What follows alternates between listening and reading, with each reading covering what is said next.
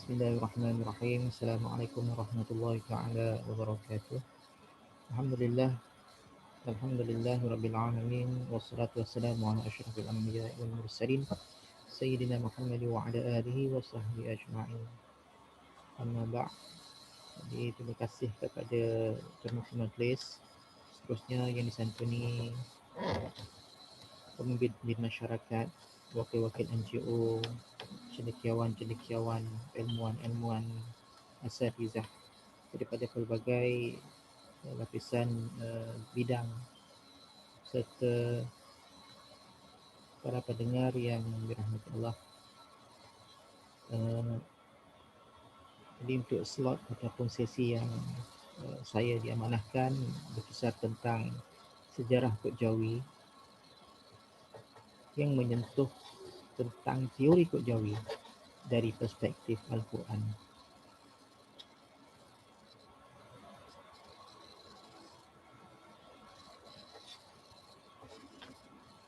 Jadi untuk bila kita menyentuh tentang sejarah, teori Kod Jawi merupakan satu penemuan asli yang berasas melalui konsep penelaahan dan penelitian Al-Quran serta amalannya yang dinamakan tadabbur amali secara berterusan semenjak 1407 Hijriah sehinggalah terhasilnya Kod Jawi tepat pada bulan Rejab 1429 Hijriah melalui konsep tadabbur amali yang dilaksanakan oleh pengasasnya iaitu Encik Muhammad bin Abbas. Melalui semangat beliau yang ingin melihat kefahaman Al-Quran terus subur di kalangan umat Islam serta tulisan Jawi ini kembali hidup dengan roh Islami, maka teori Kod Jawi ini diteroka dan terus berkembang hingga kini. Tadabbur amali adalah dasar yang paling penting dalam pembentukan di dalam terhasilnya teori Kod Jawi. Kita terus pada pengenalan yang dikatakan sebagai tadabbur amali. Kita sebagai umat Islam, Ahlu Sunnah wal Jamaah, wajib berakidah dengan kefahaman Al-Quran yang sahih. Rasulullah meninggalkan kepada kita, umat Islam, seluruh umat manusia ni, pusaka yang sepatutnya direbut oleh kita. Menurut hadis riwayat Imam Malik radhiyallahu anhu, Nabi Muhammad SAW bersabda, "Taraktu fikum amrayni lan tadillu ma tamassaktum bihima, kitab Allah wa sunnati rasulih." Telah aku tinggalkan kamu dua perkara pusaka. Kamu tidak akan sesat selama berpegang kepada keduanya, iaitu yang pertama kitab Allah, iaitu Al-Quran, dan sunnah Rasulnya.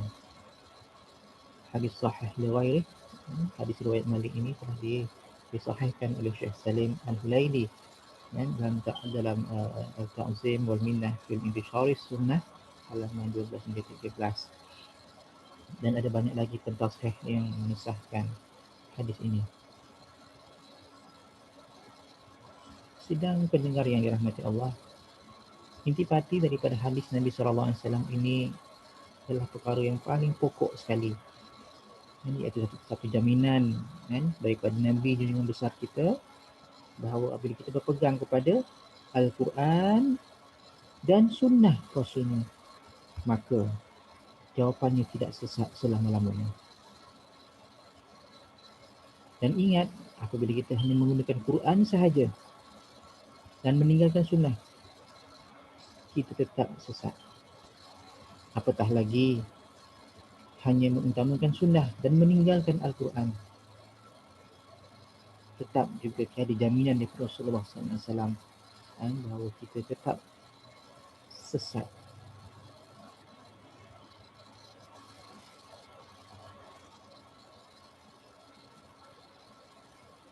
Oleh kerana Al-Quran dan sunnah tidak boleh ditinggalkan, maka begitu juga hadis Nabi SAW tadi disokong berdasarkan sabda Rasul, firman Allah Subhanahu Wa Taala dalam surah An-Nisa ayat 59 yang berbunyi, "Hai orang-orang beriman, taatilah Allah dan taatilah Rasulnya dan ulil amri di antara kamu."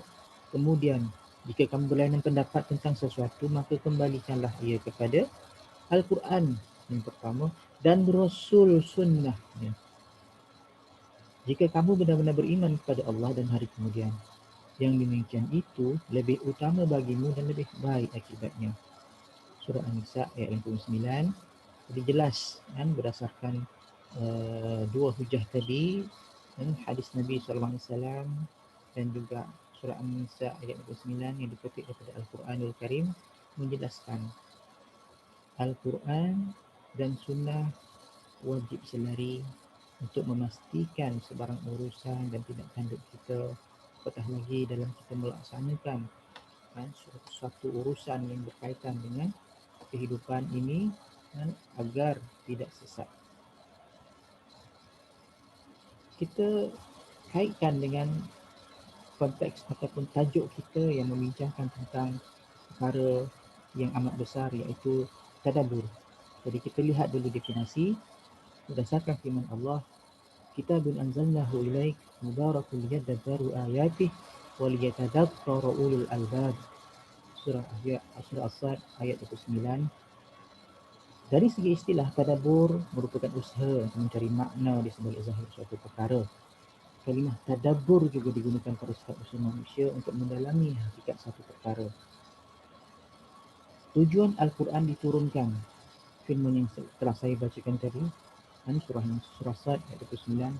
Ini adalah sebuah kitab yang kami turunkan kepadamu, penuh dengan berkah supaya mereka memperhatikan ayat-ayatnya dan supaya mendapat pelajaran orang-orang yang tidak fikiran.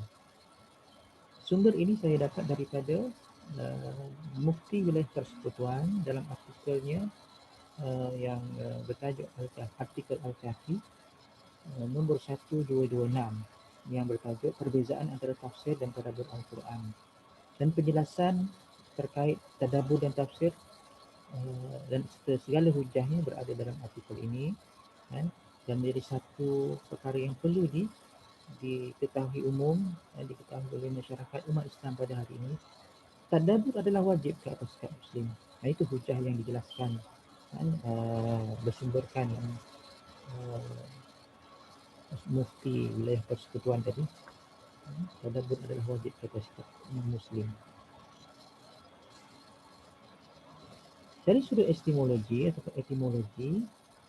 perkataan tadabbur ini berasal daripada dabara yang membawa maksud mengikut dari belakang. Ahli bahasa Ibn Faris memberi maksud penghujung bagi sesuatu.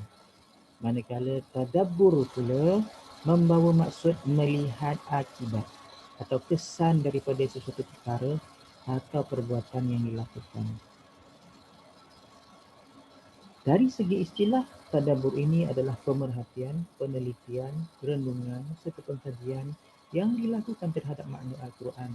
Jadi proses ini berlaku melalui penelitian, renungan dan berfikir terhadap hakikat sesuatu, atau sebahagiannya memerhatikan perkara di sebaliknya. Menurut Imam As-Suyuti, tadabbur Al-Quran bermaksud memerhatikan perintah suruhan dan larangan di dalam Al-Quran serta berusaha untuk menerima dan beramal dengannya. Inilah yang dikatakan sebagai tadabbur amali yang dilaksanakan oleh pengasas Kod Jawi tadi sehingga terhasilnya Kod Jawi. Baik, kita kaitkan bagaimana tadabbur amali ini juga merupakan sunnah Rasulullah SAW, merupakan satu kaedah yang telah ditunjukkan oleh junjungan besar kita Nabi SAW dalam membawa makna firman Allah yang wahyu Allah yang turun kepada baginda. Jadi semua maklum, wahyu pertama Iqra, dalam surah Al-Alaq pertama, Iqra bismi rabbikal ladzi khalaq, bacalah dengan menyebut nama Tuhanmu yang menciptakan. Di zaman Rasulullah, ketika Rasulullah berada di Gua Hira, bertahanud, inilah wahyu pertama yang dibawa oleh Jibril, yang disampaikan kepada Nabi Muhammad SAW. Persoalan sunnah pertama yang Rasulullah laksanakan adalah persoalan apa yang hendak dibaca, untuk memperhatikan apa yang telah Allah ciptakan. Kerana sunnah Rasulullah apabila diturunkan Al-Quran, Al-Quran yang turun pada baginda bukan berbentuk lembaran dan penulisan. Tak ada huruf, tiada kertas, tiada kepingan-kepingan kayu yang tertulis ayat-ayatnya. Tetapi wahyu yang berbunyi Iqra' bismi rabbikal ladzi khalaq disampaikan kepada Nabi Muhammad SAW. Bacalah dengan menyebut nama Tuhan yang menciptakan. Apa yang hendak dibaca? Akhirnya Rasulullah faham, tadabbur amalinya, mentadabbur ayat yang turun kepada baginda bermaksud supaya baginda membaca kondisi Mekah. Itulah yang tercipta. Apa yang berada di sekelilingnya. Di mana tempat baginda berdiri. Telah wujud segala sumber wahyu. Suhuf Ibrahim, Zabur, Taurat dan Injil pada zamannya. Malah pemimpin Mekah pada zaman itu pakcik Rasulullah sendiri, Amr bin Hisham. Tetapi hasil daripada tadabbur amali yang Rasulullah laksanakan, baginda melihat pakciknya sendiri sebagai pemimpin yang digelar Abu Jahal. Abu Jahal bermaksud bapa kebodohan. Kenapa? Kerana pemimpinnya, masyarakatnya, walaupun telah ada petunjuk-petunjuk samawi seperti Suhuf Ibrahim, Zabur dan lain-lain, tetap juga mengikut akal, pola fikir dan hawa nafsu di dalam melaksanakan segala urusan dan hukum. Maka hasil tadabbur amali Rasulullah SAW, Iqra', membaca dengan menyebut nama Tuhanmu yang menciptakan, mendapati zaman yang baginda sedang lalui adalah zaman jahiliyah yang akhirnya mengubah peradaban manusia. Bermulanya dengan Iqra'.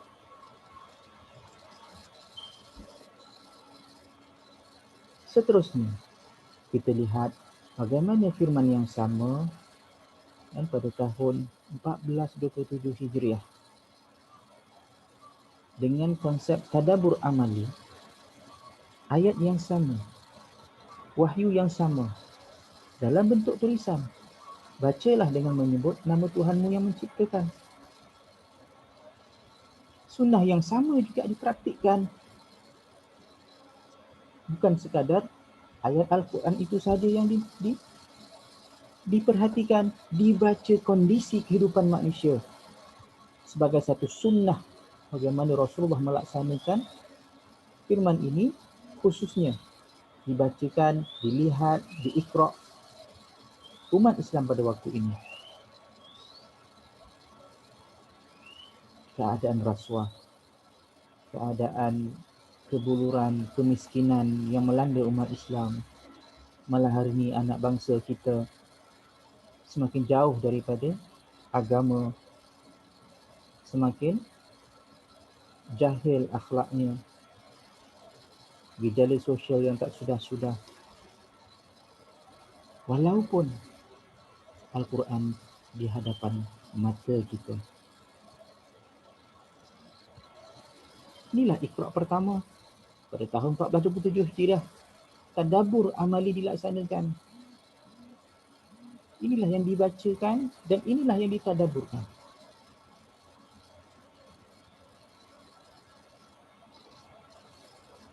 Bacalah. Baca kondisi dengan menyebut nama Tuhanmu. Bismi rabbikal ladzi khalaq.